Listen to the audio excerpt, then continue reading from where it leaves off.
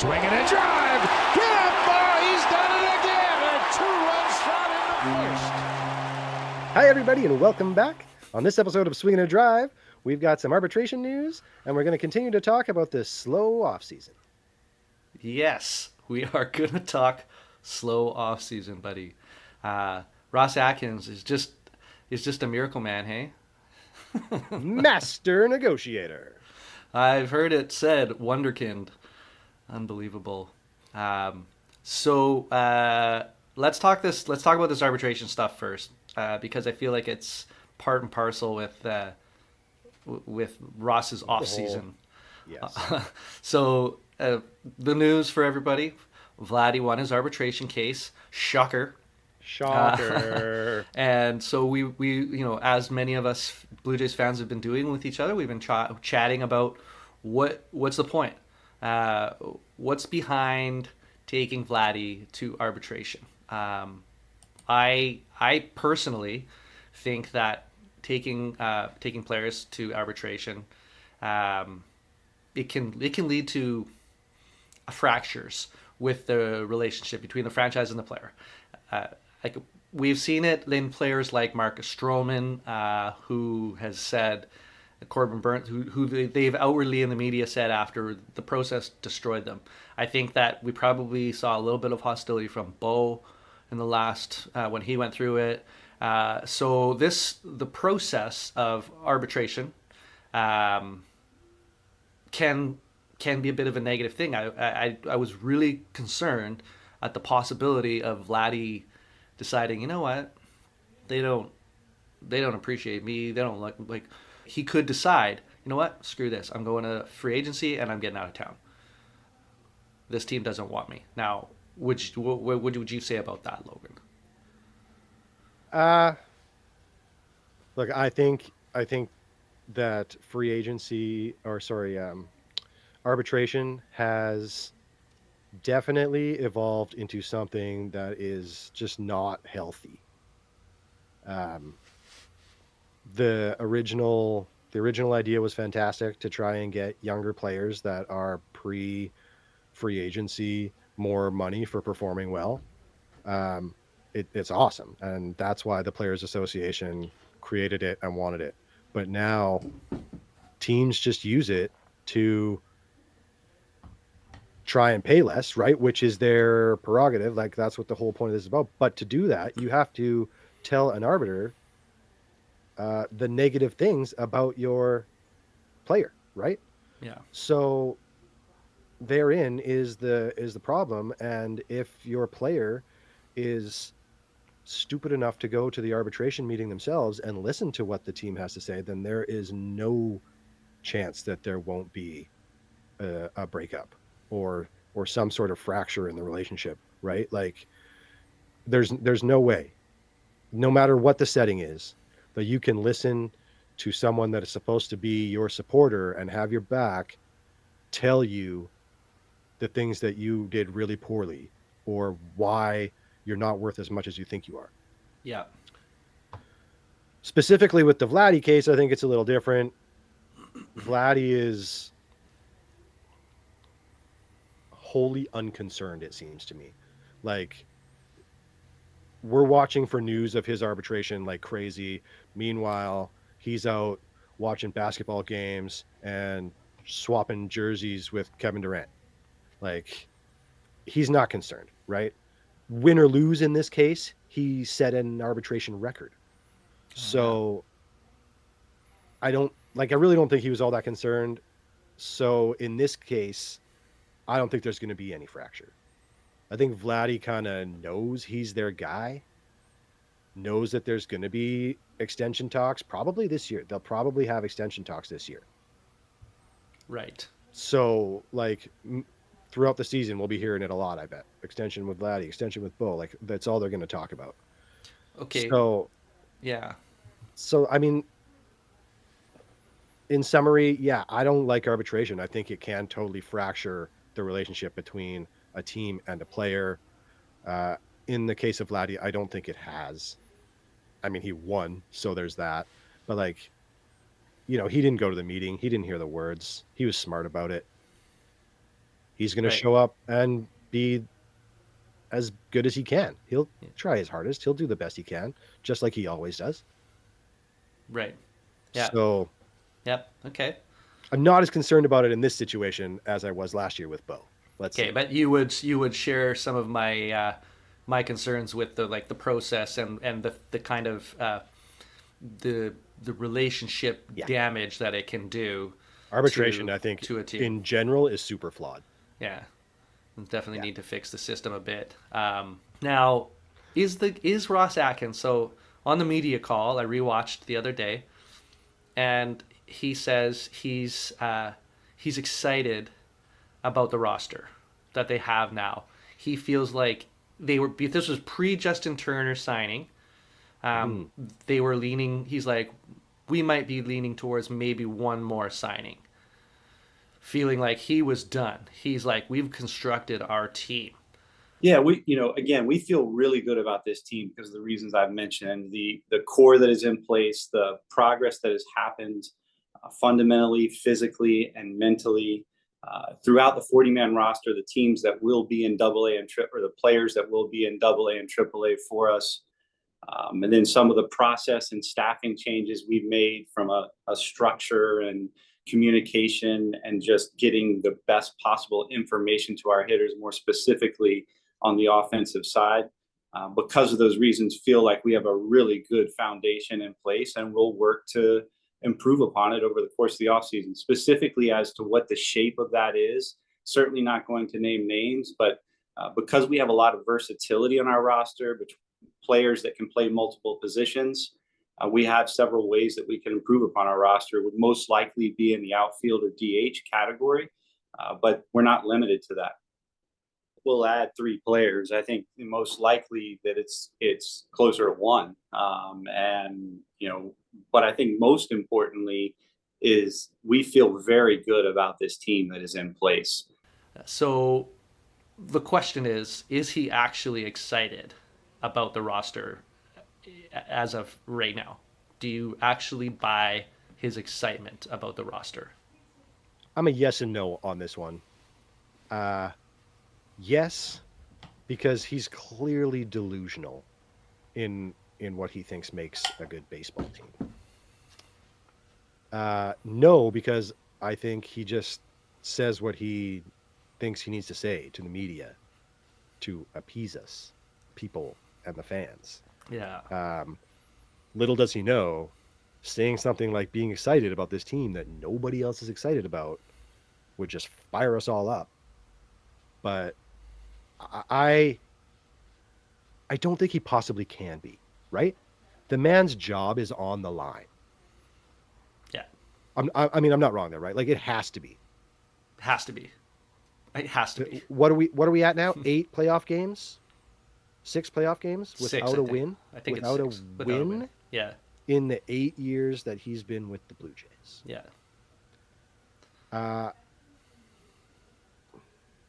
What do you say? Like, so his job has to be on the line right now.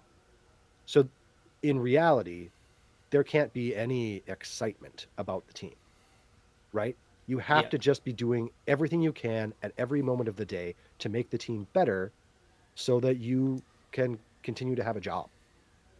Yes. Yeah. So, yeah. I mean, do I really think he's excited? I think now I've just convinced myself 100% no. Not even a yes, no here. It's no. He can't possibly be truly excited. I mean, part of the job of a general manager is organizational, up and down, putting the building blocks in place, and some of the moves you're going to make are going to be unsexy. I get that. I get all that stuff. You have to do some building block stuff for sure. So some of that stuff takes patience, and it takes time, and it takes building your minor system, all of those sort of things.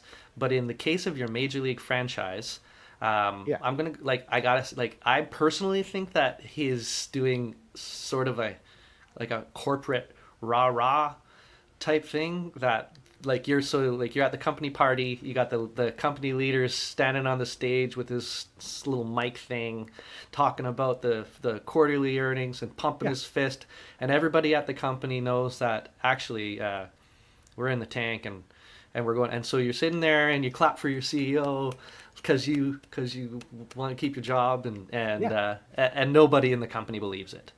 not even a little bit. You go back to your desk and mumble under your breath, and that's to me what is happening with Atkins That's a and the very Jays. good analogy. I think it's a very good analogy. It's Yes. just nobody's buying it. So Nobody is buying it. we're not better. We're still Problem missing. is, everybody's pretending to buy it. We're hope because Right? of hope, right? Because of hope. We're like, Yeah. okay, maybe he's right. We play in the AL East. Okay, like this is the factor that I think most people aren't realizing. Okay, everybody listen to Logan when he says this, okay? We are one of 5 teams in the AL East. 3 of those 5 teams have gone out and improved themselves this year. One of the teams that hasn't is the Red Sox. Nobody knows what they're doing. I couldn't imagine being a Red Sox fan right now. Right. Just the way their whole offseason is going as well. Yeah. But the Yankees have improved significantly. Yep. The Orioles got better. They were the best and they got better. Yeah. The Rays are the Rays. So I have to assume that every move they made has improved them Yes. because that's just what they do. Yep. So I see the Blue Jays sitting stagnant, which means we're at best going to be 4th place in the division right now. Yeah. Even if you think Justin Turner is the answer, we're still not as improved as the Yankees or the Orioles. Yeah. So, like we were saying before, some of these moves that have been made this year in a vacuum make perfect sense. Yeah. But in the current setting, in the American League East, they are not enough. Yeah. It's just not enough. Yeah. And with the whole Brandon Belt thing, he played really well against teams not in the American League East, just like the rest of the team did, kind of.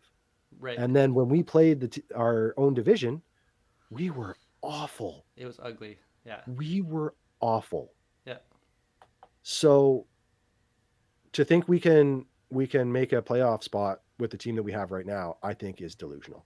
In the media availability, he talked about guys wanting to be settled. Like he talked about the timeline of players and how they want to get these things done and it's all this shit. Like he understands as a general manager that this is something that you want to get in place. And so if you take that for what it is, maybe it goes to the argument that maybe he really does think he's kind of done. Like I think for the off season, it's done. So when I asked you the other day, I said, like, do you think he is done, or is he executing some kind of strategy where he makes the world believe the Jays are done, and that makes Scott Boras believe the Jays are done, and that makes the agent say, look, I really don't think that we're going to make any more. We're not going to get any more dollars. We're not going to get any more term. So the Jays are the Jays.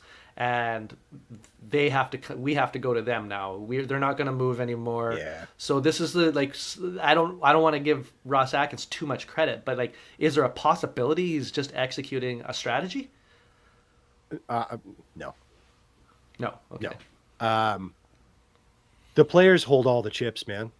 He doesn't have anything to hold over them with that. Like none of those players, none of those top 4 players are linked to the Blue Jays anymore in any sort of rumor or media or anything, right? Yeah. Like but all the rumors were bullshit Chapman's anyway. going to they're all bullshit anyway, but right, like so take it with a grain of salt, obviously, but like Chapman's going to the Giants if anybody, and Bellinger's going back to the Cubs, which is the stupidest thing I've ever heard. Because they have a rookie center fielder called Pete Crow Armstrong, who's been good, which means he's going to play this year. Yep. They don't have a spot for Bellinger unless they make him a full-time first baseman, which I don't think they will. Right. Anyway, that's where he's linked to go to. Yep. And then Snell and Montgomery, I just haven't heard anything about lately. Yeah. Yeah. So I don't know. Like I kind of had the hope that like because we were linked to everybody and got no one that we were linked to. Now that we're not linked to anybody, we might actually sign a big name. Yeah, that was my Right, like that's the genesis of my reverse thought. psychology. The Yeah, universe. that's the whole Murphy's genesis. Law. The whole genesis of that thought that I had about that was like, okay, he's killed all the rumors, he's killed all the buzz. There's no more Jays are going, Jays want to get this guy, and then they swoop in and they sign a guy. If that's we just didn't bring in Turner, then I might actually believe that thought. But mostly yeah. that's just like my fandom creeping forward and hoping. Yeah. I would like to think that when we get to spring training and everyone's down there in Florida and teams are closer and stuff, like he's going to talk to some managers. We're going to see some other guys. Trades might happen as they do. Yeah. So maybe something good is going to come of that. Yep. But again, like if you're doing it that late and some guy isn't going to have time to like get in with the team or get all the reps that he needs before the season starts, we're just going to have a repeat of last season. Yeah, exactly. So I'm just going to go and say it. This is the team. This is the team that he is going to put on the field. Some sort of this roster will be our opening day roster with Biggio and Espinal kind of the question marks. So as you're saying that, the scene from that episode of The Simpsons where they reveal the Homer when he makes the car with his brother, and like, I mean, I don't want to say like, I mean, we have Bo Bichette, we have Guerrero, we have Springer, we have Varsho, we have Kira, we have a lot of really good players. We have Gosman, and we have great players on this team. So I say that with a grain of salt. But when they reveal the car, they go whoosh, and the crowd gasps. Goes, ah! It's like, what? And then the jaws drop, and everyone is just in shock. And that's just, this is sort of like, and he's like, ta-da! Like, look what I made.